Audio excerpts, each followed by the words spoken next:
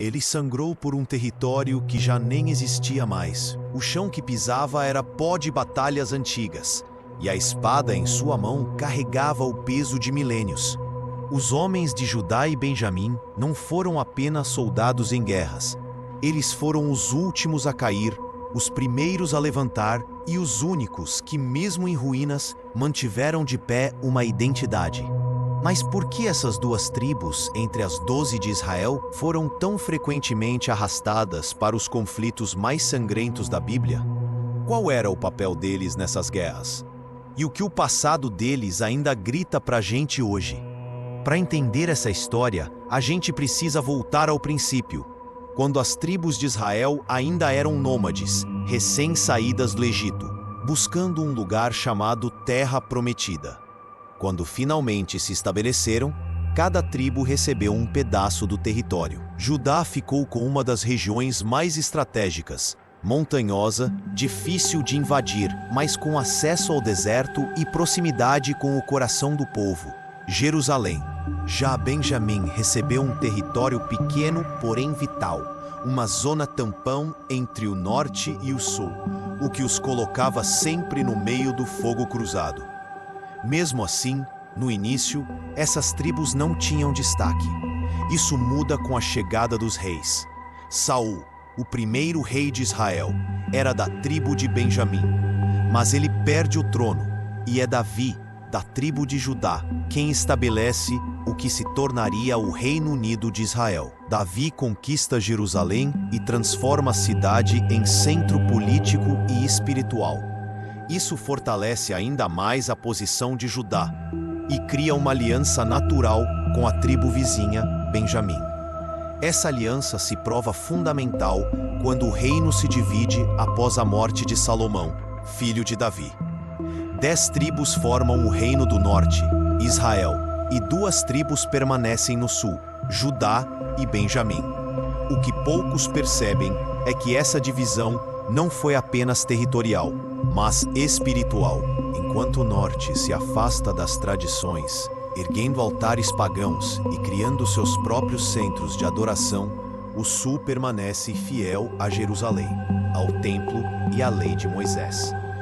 E é justamente essa fidelidade que os coloca em rota de colisão com os impérios do mundo antigo. Durante os séculos seguintes, o Reino do Sul enfrenta uma série de ameaças: Egito, Assíria, Babilônia. Todos tentam dominar a região. Mas Judá e Benjamim resistem e pagam um preço alto por isso.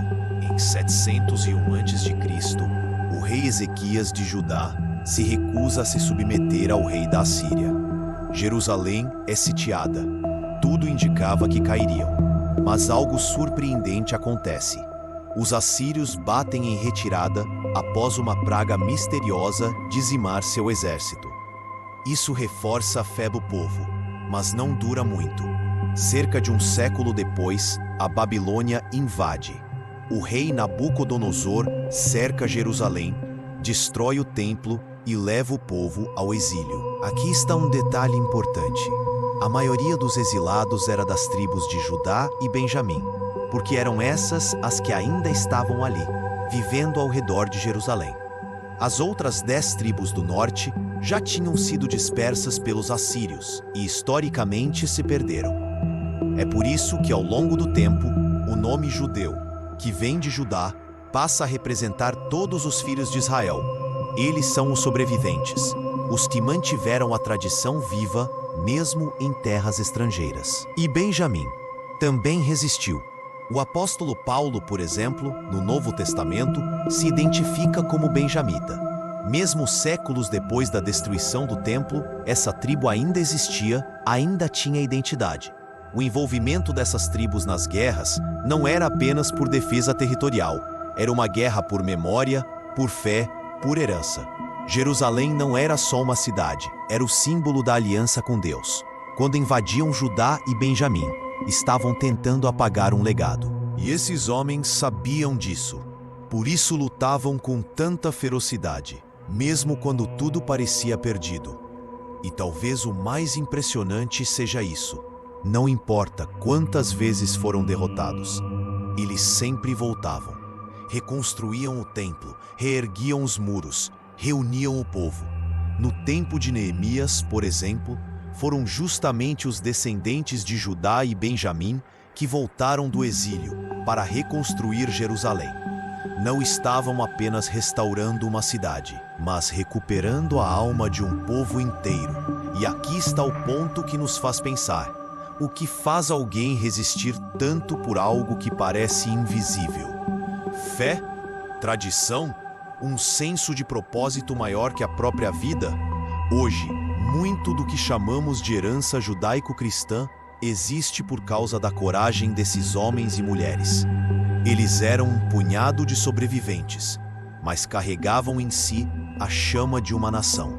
Você pode até não ter ouvido falar muito sobre Judá e Benjamim nas escolas ou nos sermões, mas se ainda se fala de Jerusalém, se ainda se reza voltado para o templo, se ainda há um povo que carrega a marca de Israel, é porque essas tribos decidiram que não iriam desaparecer da história. Se essa história te surpreendeu, deixa o like. Comenta aqui embaixo qual outro povo ou tribo você quer ver em um próximo vídeo. E não esquece de se inscrever. Aqui a gente vai sempre fundo, porque a história que ninguém conta é a que mais importa.